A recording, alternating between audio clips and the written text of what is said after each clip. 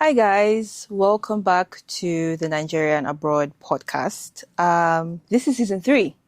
We have finally gotten to a third season, and I have a wonderful guest with me. It's me. I'm the guest. You're the guest. Okay, so on the podcast, we usually talk about ways to japa or what to do when you're living abroad, challenges that immigrants face and all that. But today, I'm taking it a little bit different, and I'm going to talk about the Nigerians that moved back from the abroad. Technically, I'm going to call this episode the reverse japa episode. And I have with me Oiza here. So would you like to introduce, I mean, I've said her name already, but would you like to tell us a little bit about yourself? Okay. My name is Oiza Alonge. I'm a girl.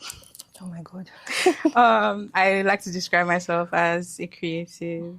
I'm passionate about women, girls' development, education. I like art. I like creativity. I like reading, writing, And all the works. sunflowers. So I'm obsessed with the color yellow and sunflower. I'm so shocked I'm not wearing yellow today, but I was actually expecting that, but it's fine. yeah. So I think that's the short of who I am. Okay. So I just have a few questions here. Where exactly did you move abroad to? I went to UK. I was living up north, Bradford. Oh yeah, We were neighbors. Yeah, we were for a neighbors time. for a time. Yeah. Did you go to study or did you? Yes. Yeah. Okay. I went for my master's. So for me, it was never really Japa, if we're being honest. I just went for school. I went for my master's. It was never really my plan to immigrate in that way. Yeah. But then it was as I was going that they started the post-study 2 years thing. Yeah. So it was like a no-brainer to just stay. Why not? I mean, why not? It is the abroad. So. Exactly. Okay. So I went for school. All right. So, okay, I was going to say what's your motivation for leaving, but you've already said that and all and stuff. So how long were you abroad before you started thinking about moving back? So What's the story behind that? Yeah. I was in the UK for 3 years. I started thinking about moving back in maybe the start of my second year. I was already considering coming back. Homesick. Yes, that's actually what it was. To be fair, I was homesick the first week, but I don't think that was motivation enough for me to actually come back and all. So I thought about it a lot. I was fantasizing about coming back. Why? I missed home. That's but you simple. Could visit. I was visiting. Okay, God, okay. I went in 2021. I think I came back home in September. So I went in January of 2021. I was back home in September. I was back again in December. Were you getting like British Airways miles and upgrading? Girl, I wasn't even thinking about miles. I was just coming home. Because I have a friend who travels at least twice a year back home. Homesickness, yes, but also like church programs and all. And each time she always gets upgraded by BA. I don't even know anything about miles. I just wanted to see my mommy. Oh my God. I just remembered. So there's a tradition on the podcast where I ask the guests what their name is and what Oyinbo people call you. Like what way, how is it trying to pronounce your name? Girl. I heard things. My name is Oiza. Someone called me Oyster once. Oh my goodness. I was so weak. I couldn't even believe my ears. It was mostly oyster, literally like the food. And then I had a manager. Well, it wasn't my direct manager, but I had a manager at work that always spells my name as Liza. And I was so passive aggressive about it. Like I would reply back with Oiza and I would put an asterisk. And he would still reply me back with Liza. It was insane. I was about to say, is he a man? But then we even get into that. And then some people's autocorrect used to change my name to Pizza as well. So that was... Pizza? Oh my gosh. That was interesting. You know that L bit you said? So my own, I've ranted about this so much. I feel like at this point, I'm a mad black woman. But, so my name is Ijeme, Ijeme. And when I would send an email, they would respond with L Jeme. Why? Because maybe they think the I is a small letter L. And I'm like, that just negates your whole English language because you know that a name is a noun and it starts with a capital letter. Also, you can look at the email address and it's a small letter I, but you don't like. I don't think there's like a level of care that They goes don't. into wanting to know someone's name and address them properly. No. I think it's a microaggression. Oh my gosh, yes. Because I could literally go on my phone or my email and just type El Jeme, and the number of Lisa. of searches that would come up. Oh my gosh, no. Anyway, let's just move on with it before I get into another rant. What would you say was your biggest culture shock when you moved to the UK, apart from homesickness? My biggest culture shock was how individualistic the society was. I said I came home because I missed my parents, so that already tells you that I grew up in a very With a community homey, and all, yes, yeah. community. I always knew my neighbors. I played with the children on the streets growing up. You don't know neighbors. Right. So for me, that was the biggest culture shock. The fact that I lived in a building for a year and I did not know the people that were living in the apartments right next to me. And you would stand in the elevator with someone and say hi, and they wouldn't say hi back. Can I say something to that? I loved that part. I hated it. I really loved it. Like, it made my skin crawl. I really loved that. I was the child that everyone used to commend for greeting. I say hi to everybody. So it made me feel so weird that I would say hi to people and they wouldn't answer. I remember I was walking on the streets one day. It was snowing. So, you know, the people that clean the snow off the sidewalks and stuff. And so I said, well done. And she looked at me like, who is this person? What are you saying to me? Nobody cares. Like that. And I never got over that particular shock because I say hi. Yeah. I say hi. And I said hi till I left and people did not answer me. So. Me, I have always hated doing that. And I've always been that child that was always to myself. Like, I have this joke with my mom that, because two jokes actually. So the first one is, most of our church members did not know my mom had me. Like, I was my mom's child. So they thought my parents had only three children. I'm the second one. And then I always hang out with my younger brother, and he was so tall. So they were like thinking that I was his girlfriend because I was always hanging out with him. And I'm like, they're like, oh my gosh, this is your daughter? And she was like, yeah, this is my second daughter. And I'm like, the second one is I'm always in my room, and whenever guests come, I just hate going outside to socialize. I am so antisocial. And my mom would be like, you're always in your own room, in your world, you're doing something. I'm like, yeah, but so when I moved and I did not have to interact with my flatmates, not even my neighbors, my flatmates, that was bliss for me because I was just like, yes. So I made a friend of this. So the second house I lived in, the bus stop was right at my door. And there was this old woman that used to come to the bus stop to get the bus and go into city center. And we became pals. Like, that's my girl. I'm so sad I don't have her email address. We would have been pen pals now. Because I would go sometimes, I won't have anything doing. I would just see her at the bus stop and go and sit down there and chat with her. Nice. And we had the most amazing conversations. We would talk. She had lived on that street since she was really young. So she would tell me how the streets had changed. That's so good, especially because she's like an elderly person that was really, actually talking to. She's really old. Like, she had a walker and everything. That was my girl. My first experience with an older lady, I think it was the first week I moved, and I wasn't too familiar with the bus system and all, so I just walked all the way to Morrison's. That was like a 20-minute walk. That was my first experience walking. I was like, Jesus Christ of Nazareth, 20 minutes. But now I walk like 40 minutes and I'm fine. Yeah. You get used to walking. So this lady, it was in Leeds, so they're a lot more towards black people. And I always thought that Leeds was, compared to Bradford, it was... So the older ones, not really. The young, because Leeds is more like a student hub, so you see a lot of nationalities there. But the older folks, not really. So I was walking and then I saw this lady. She was peeping through her gate, and she looked, and she ran back inside. No. So when I got to the gate, I'm not proud of this.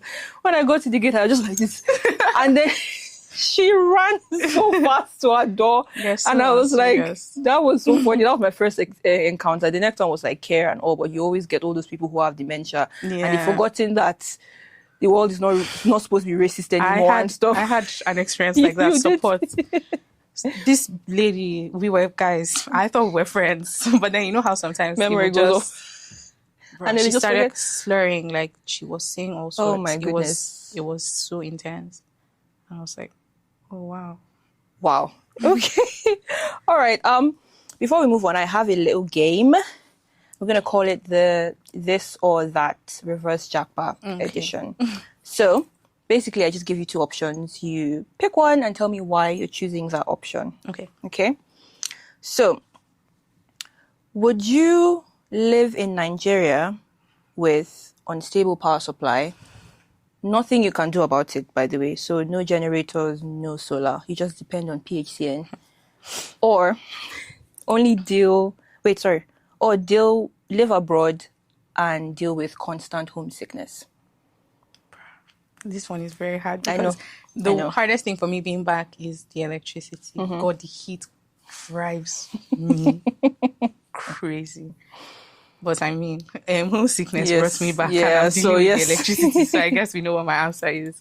Wait, I don't know. What's the answer? I'll come back to Nigeria now. Okay. So the way I'm suffering right now. Okay. No, but you can combat it with like generators and. I currently don't have inverter in my house, and I just bought my solar fan. So for the last year, I've been depending on. Okay, so I'm taking away the solar fan, electric fan. I will still stay. And no AC. No AC. No. Please calm down. You're changing the rules. Okay. I'll come back. Okay. Only experience Nigeria customer service forever. Or I've not finished. Or deal with foreign visa officers forever. Wow. Nigerian customer service is really bad. It's bad. Yeah. But I will. Because the foreign visa officers aren't that bad. The visa officers, I can't go out of the country. Yeah. Okay. All right. I would also choose visa officers, by the way. Oh, the first one, I would live abroad, constant homesickness. I don't mind. So, no lights in Nigeria or no community support abroad. I know your answer already, so... Yes, the community support thing. Okay. It's hard. All right. Me, you know my answer too. I knew the answer. This is a stupid one, but I just decided to put it in. Would you rather have a Nigerian salary in a foreign country? Please now. Or have a foreign salary in Nigeria? Say God. Please. Okay, moving on. Exactly. Okay.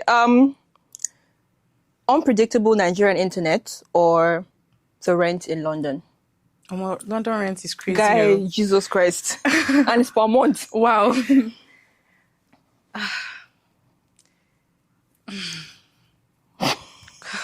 MTN is also really something. Oh my goodness. So my SIM cards, like automatically, you're like, welcome to Nigeria, and the roaming network with MTN they choose. And I'm just like, why? What if I want to do Glow? In Nigeria, it's between the devil and the deep blue sea. None is really better than the other.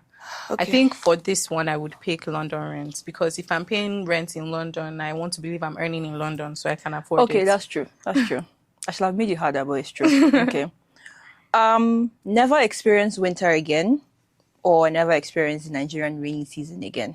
I would choose Nigerian rainy season. I didn't really mind winter. I really hate the heat. Okay. My theory is when you're cold, you can layer. Oh my gosh, that's so true. Warm. But if you're hot, even if you can't do anything, guess what? You are still hot. You're still hot. So I would deal with winter. All right. Where am I? Have a fantastic social life in Nigeria or a quiet, peaceful life abroad? And you know my answer already. So.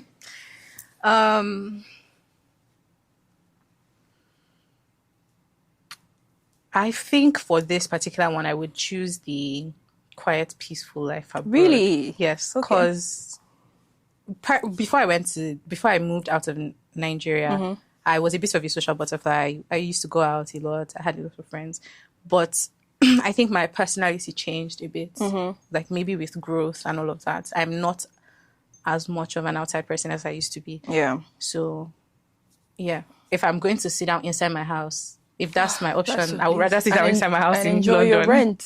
Exactly. The high rents that we're paying. Okay. Where am I? Sorry. That's okay. Deal with visa stress every few years, or would you deal with Lagos traffic every I day. will never deal with Lagos traffic. Not even once a month. I already knew this because we're talking about this already. So No, Lagos scares me. okay, Like, Lagos is that's so the stuff of scary. my Oh my nightmares. goodness. Jump scare. And you're already scaring me about, oh my God, Jesus Christ. No. You even said every few years. Yeah, because if you need to apply, travel somewhere, you need to That's apply the for a one I'm visa. dealing with. Okay. Never eat Nigerian food when you're abroad, or when you're in Nigeria, never be able to leave Nigeria again, not even for holiday. I won't eat Nigerian food. I know, right?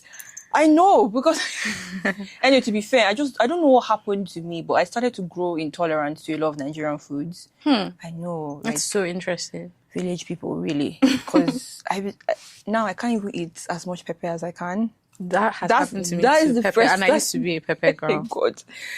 Oh my God. Anyway, build a business in Nigeria or climb the corporate ladder abroad.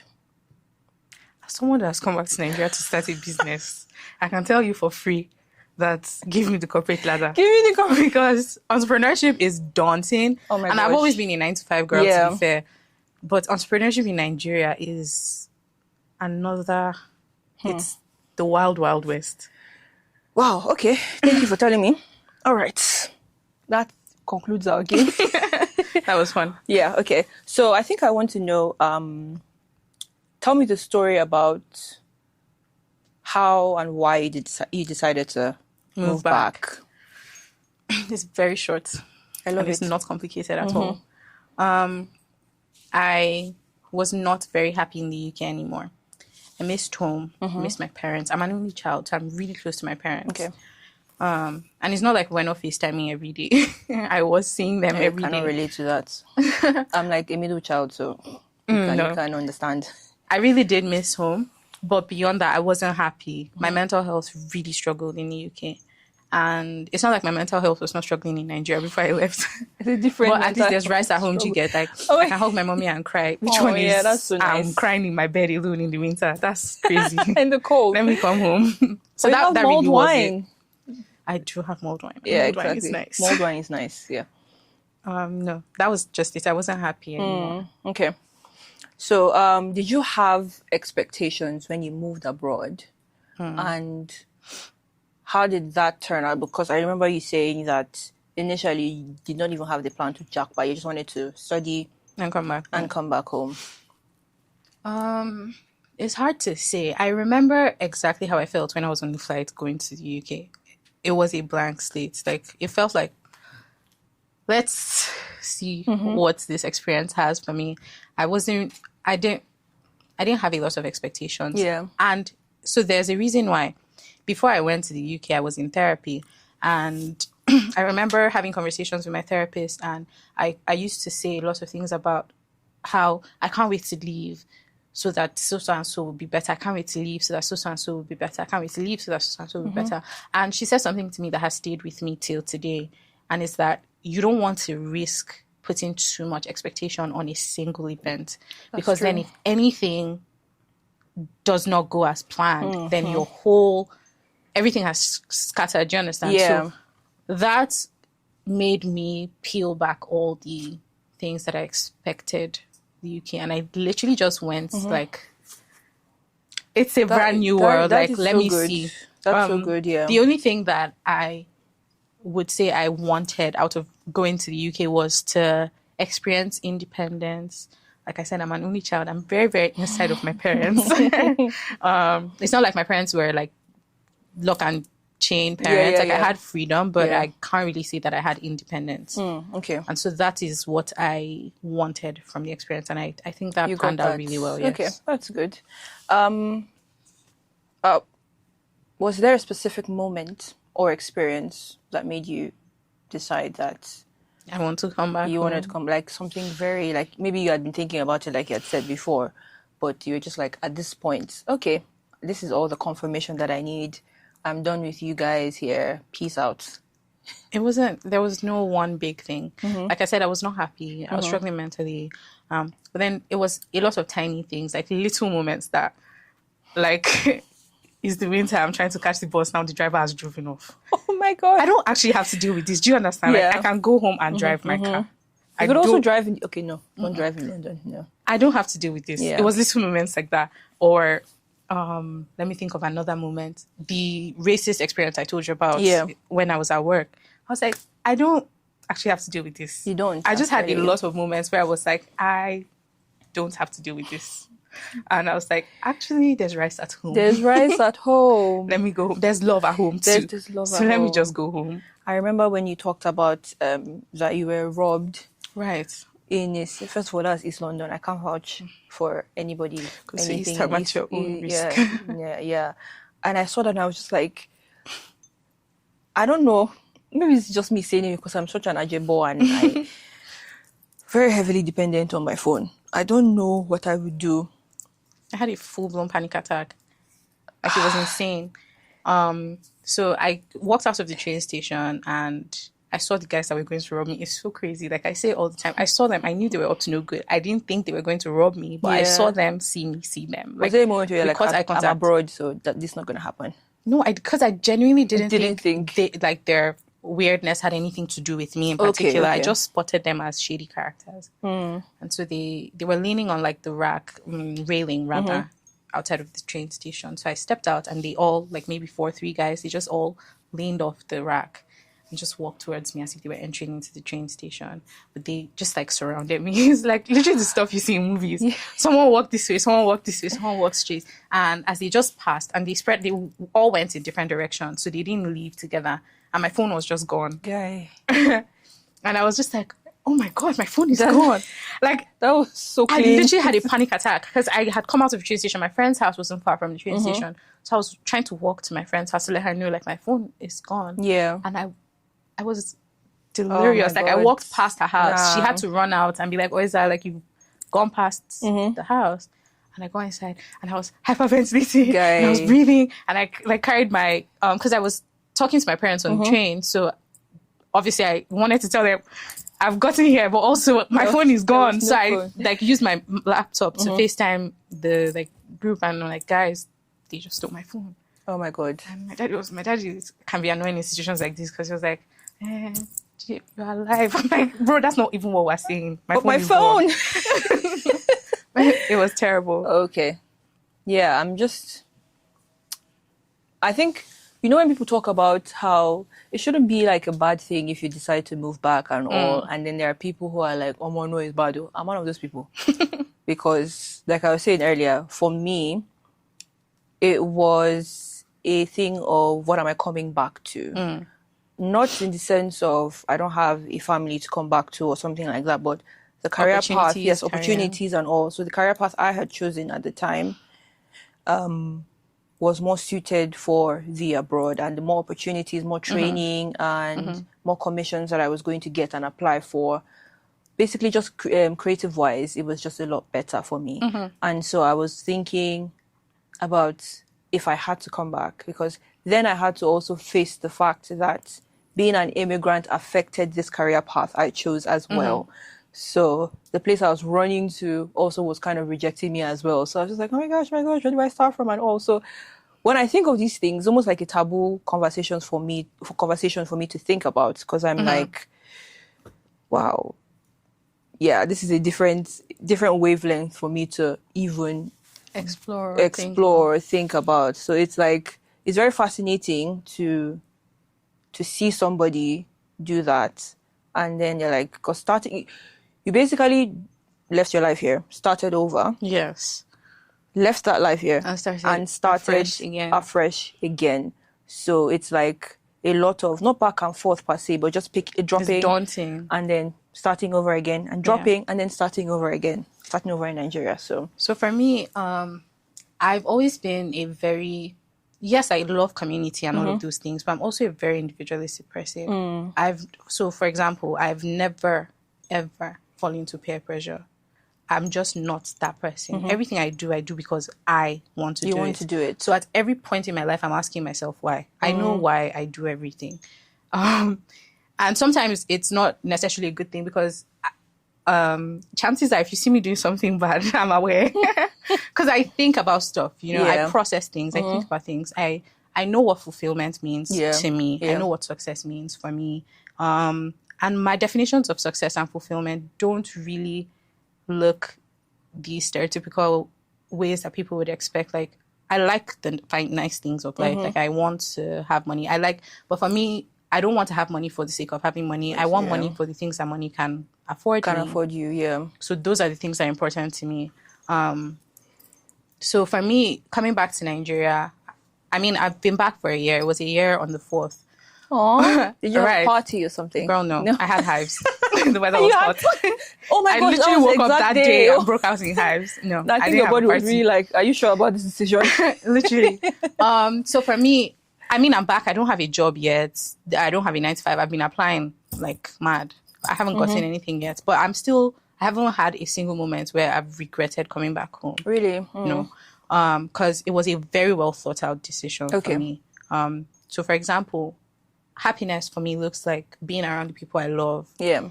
And it is important to me at every point in time to, before I go to bed, close the hypothetical curtains and be happy with the day that I've had. Yeah. Like, I want to look back on my life at every point in time and say, this is the life I built with my hands and I am proud of it. Yeah. And in the UK, it got to a point where I wasn't proud of it. I was happy. I had more comfort than I had ever experienced. You know, I had more money than I ever had to myself that was my money and not money that my parents had given me. You know, I had friends. I could retail therapy. I was living one package to the next, literally. So I was within the things that people would define as maybe success. Yeah. I guess I had that within context, of course. Yeah. But I wasn't ultimately fulfilled or Yeah. happy. And so I thought about it and I made the decision to come back. And I'm back home now. I don't have nearly as much money as I had when I was in the UK. It has finished. The money has finished. My pounds finished. You know, and there are days that I look into my future and it is seemingly bleak. I don't have as much prospects as I had when I was in the UK. Opportunities are far less, you know, but I'm still happy. Yes, being in Nigeria automatically makes you think about leaving the country just because of the way this country is set up. But I still haven't regretted coming back. And let's see how long I feel this way, I guess. It's There's still something early. you said about, like, at the end of the day, you just, like, closing your eyes and trying to see, was I happy today and all? And I just thought about, like, the work culture itself in the UK doesn't even give you the time to, especially if you're not a 9 to 5 person at work. You know, even if you are, like, it takes you, like, at least an hour, 30 minutes of commute time. And by the time you get home, you're just like, I just want to sleep. It's exhausting. But, yeah. I was working remote.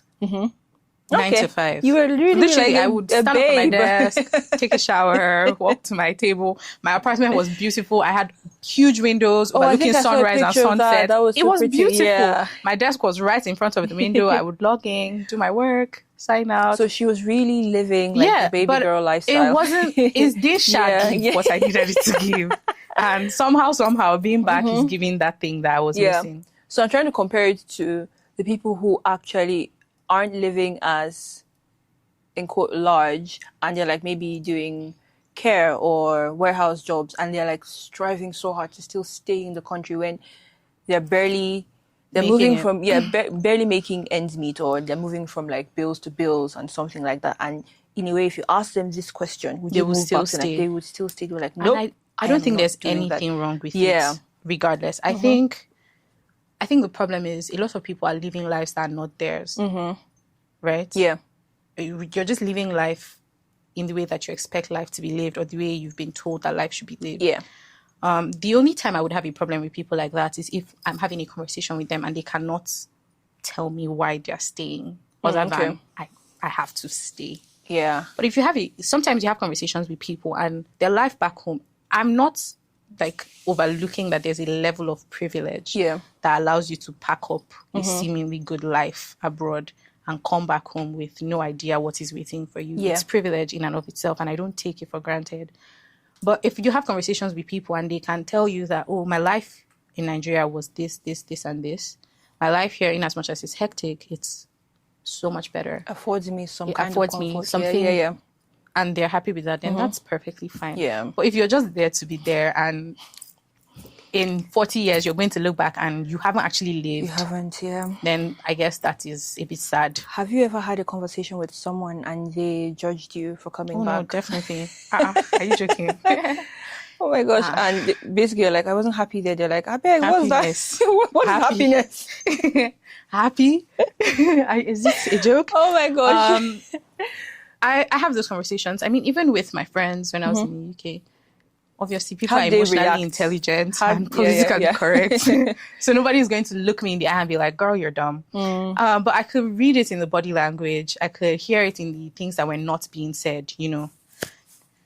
But that was also fine. That was fine, yes. Yeah, like People have my different decision was perceptions, my yeah. decision Yeah. ultimately. It had nothing. I didn't discuss with my parents before I decided to come back. I literally informed them Yeah. that I was coming back home. And I have the kind of family that will always say, come back home. Do you understand? Yeah. So it was like, okay, if you're not happy, come home. But I had those conversations with people even there, you know, up until the last moment that I was leaving. I had people that were sending me support work, sponsorship, COS. Oh my God.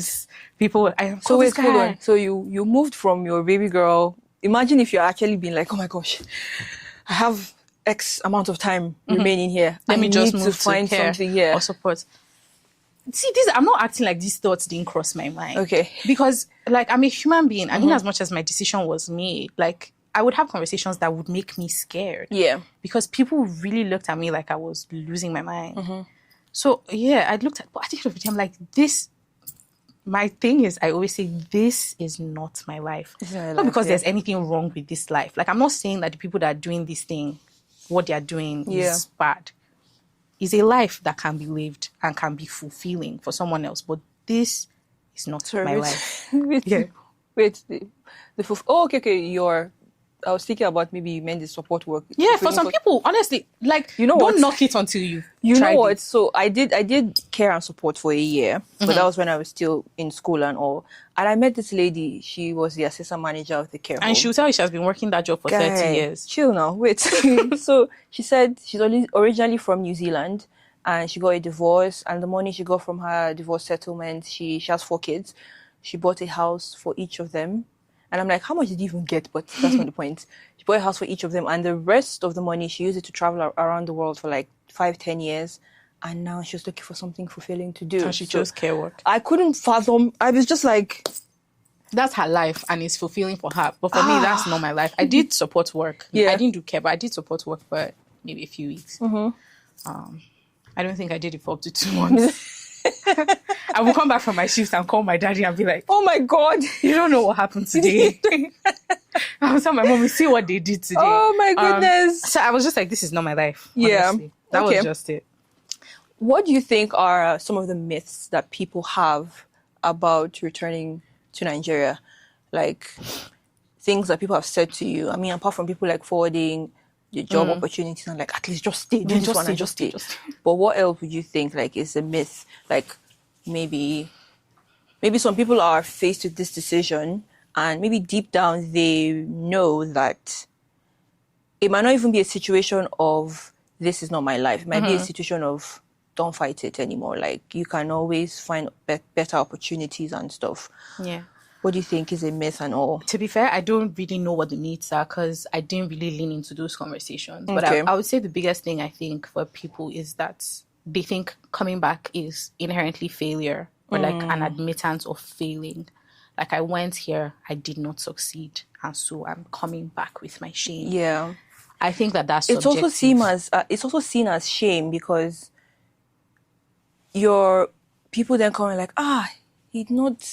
And she couldn't stay. Could not stay. Yeah. What happened? Visa. Yeah. Like, and the culture around that, even here, not even there, because when you come back home, it's like, you've carried your shame on your head, and you've come back, and people are like, what will you now do? Like, life is completely over. Yes. Like, it's something I've actually thought about. Things I think about, but to be fair, I don't think about it about other people. So let's say if someone else comes to me and they're like going back to Nigeria, I'll be like, oh my God, there's so much opportunity that you can have. But I don't think that about myself. And I'm just like, damn, no, man. Like, and that's also valid. Yeah, to I be know. honest. That's fair enough. Yeah. Okay. How would you say moving back has impacted your career, your Sure, lifestyle. you heard that I'm jobless. Yeah. Did you not hear when But I you're an said entrepreneur. it? Okay. My career is definitely taking a pause, especially because my field is development space, and opportunities there are not as many as they used to be just before they elected Trump. So there's that. But I also, I don't know. I'm still the person that will tell you when I grow up I want to be, because I don't think Oh, it has yeah, really same. dawned on me that I'm already Same. grown. Oh my gosh, yeah. So yeah, I guess I'm still open to opportunities. My career has definitely taken a pause. I'm not idle. I'm doing a lot of things. I have my YouTube, I have all my other creative outlets. I've started a business. So yeah, but in terms of like career in that Yeah, because you've way, always seen yourself as that I would say it career has 9 taken to 5 pause. baby. But I mean, I do, to be very honest, like, yes, I'm a 9 to 5 girl, but I feel like my whole life is just side quest. I love a good side quest. I love a good side quest. So, Yeah. Okay. let's see. What about like the lifestyle bit? I wanted to ask you, so because me, the moment I landed and the heat just hit my face. You know when you open the oven and then you're like, That's literally it. how did you? The heat Are you is still crazy. coping? Yeah. I'm not even adjusting. Sure, I told you now. I broke out into hives on the 4th. 1 year anniversary. Girl. Lifestyle, I think, is what I've struggled with the most since being back. I just don't appreciate the fact that in Nigeria we have very low level problems. Like, if I had big problems being back, I would rate it and be like, this is, Okay. you chose this, deal with it. But like the problems I have are very low level. Like, and I think that's what irks me. Like, so I'm lactose intolerant, and my options Oh my for God. plant-based substitutes are very few. And that grinds my gears more than it probably should. I just don't appreciate that. I went to Ebano the other day to buy salmon, and the piece I carried was 85k. Nothing should ever be that serious. You know? Like, frozen Oh my fruits goodness. should not cost me. Like, I hate that simple things are luxuries. I Yeah. think that has been my biggest. And of course, the light. My light is so bad. Like, I'm not in band A, so I don't have a lot of light. I'm happy that I'm I not did paying not an arm understand what and a this leg band for A, light. band B was or whatever. I went home. So my family home is in Kaduna. So I went home. And then my sister's married. So I found out that she has more light in her house. So I was like, wow, like, I'm going to stay in my sister's place. And they're like, oh, she's band A. And I'm like, I thought that was like a slang or something like that. And then we're like, no, really, this is band A. And I'm like, what does that mean? Right. Like, no lights, And also, like, the light thing, honestly, that's my biggest thing. I hate the fact that I still forget to charge my phone. So there will be light all day, and it won't occur to me to charge my phone. Then the moment they take light, I'll see 10%, and I'm like, Do you know what I did? I came with 3 power banks, but then I was shocked because there was band A lights. So I think just like, is this that playing? oh my goodness. So I think Okay. that's the biggest thing for me, light. Okay. And So looking back, what would you have done differently? Like if you, let's say, had the opportunity to stay, like would in the you UK. in the UK? Would you? I mean, so to be fair, like, I made the decision to come back home, but there was one thing that actually like made me actually come back home. Okay. I had decided I was going to come back home, but I was working, like I said, I was working a 9 to 5 job that I really enjoyed. It was good work. And I was working with a company that was supposed to sponsor my visa. It was the agreement we had when the recruiter reached out to me to hire me for the position. When you're done, I have something to say about this, but Right. Like, it was one of the first things I said to the recruiter when he reached out to me. And it was one of those jobs I didn't apply to. I got recruited for the job, you know. And it was one of the first things I said to the man on the phone. And it was an agreed thing, you know. So I wouldn't be 100% honest to say that if my visa panned out, I would have come back. Maybe I would have come back later. I don't think I would have come back when I did. For example, my visa was expiring in August, but I came back in April, so well before my visa expired. So if my company ended up sponsoring my visa, I probably would have stayed. Because why not? Okay. I wonder why companies do that, because you're not the first, second, or third person that said, like, we were promised visas, and then at the end of it, so it's always a case of we don't have our license yet, Yeah. and we hope to get it soon, but just come on board. So this company had their license. Okay. They were going to sponsor me. Everything was out. So I wasn't the only person that was affected in my company. I had a friend from Pakistan that went back, someone from India that went back as well. What happened was this company was in the process of raising funds. Okay. And they weren't able to raise like they thought they would. Instead, a bigger company acquired them. So obviously, process of acquisition, while they weren't merging the businesses, like they allowed the company I was working for to continue like working as themselves. Like they didn't change identity or anything. They did put some pauses on like financial expenditure. So sponsoring visas was one of those things that had to pause. And so they then prioritized like maybe core tech positions, which they were just saying, they were just yapping because there was nobody in any core tech position that needed this sponsorship. Yeah, maybe that's why they should said have it. just given me that visa. Maybe that's why they said it, because you're like, okay. Exactly. Okay. So that's what happened. But also I knew like a year ahead from when I came. So I guess what other people would have done in that situation would be look for other jobs or try to get another visa. But so me, I was just really like, not bothered. The universe has said I should go home. I wanted to go home anyway. The universe. Let me go home. You're really not bothered about. I started shipping my things to Nigeria. Wow, you already started doing that, girl. Oh my gosh. Okay. I didn't renew my lease. I moved in with a friend when my lease expired. I shipped all my things to Nigeria. Wow. Okay. Yeah, she was ready. So even if there was an opportunity that had come afterward, you'd be like, I'd already bought my flights. Okay, so what advice would you give for Nigerians who are considering coming back? I would say just make sure it's a decision that you're making for yourself. Like, I'm not even going to say have a plan, because what really is a plan in Nigeria? True that. But just make sure that it's a decision that you can live with. That like you would go to bed and sleep. Not that now you're having sleepless nights, you have to do English fish. Yeah, true. Make it a decision that's for yourself. I think that's the biggest thing. I think that's really, really good advice, because there's fear around uncertainty. But to be fair, there would be uncertainty if you're there as well, especially if it's a visa-related thing. The uncertainty would be both ways. So would you rather be there, uncertainty, not having the job, not having the money, not having the funds, or here, when you're like, at least I know that nobody's going to come and chase me or evict me out of this country and all. I think both of them are valid fears. You just have to decide which fear you're live your life to, at the cost you can bear. Yeah. The episode we had the immigration solicitor on, she was talking about, are you going to hold your decision to your chest? Because we delved into the conversation of people who get visas illegally, for instance, or they buy the visas. I can't do it. I would never sleep at night. Bro, How will I sleep? So let's say a care visa would cost you around 10K, I think was the going price. Yeah, but it's basically almost like 1K, because 1K or more, slightly over, because you don't pay the health surcharge. The government will pay that because you're in care, you're in healthcare. But people are selling it. So then you pay like 10K. So your life savings, you just pay just because you want to. And that doesn't guarantee you a job. I know people that took loans to pay that amount. Yeah. And that's just the visa. So like, what if there is no actual shifts? That's what I'm saying. Like, so it doesn't come with a job. So what they do is basically a scam company. They just say they're a health care company. And then they offer you the visas because they're selling it.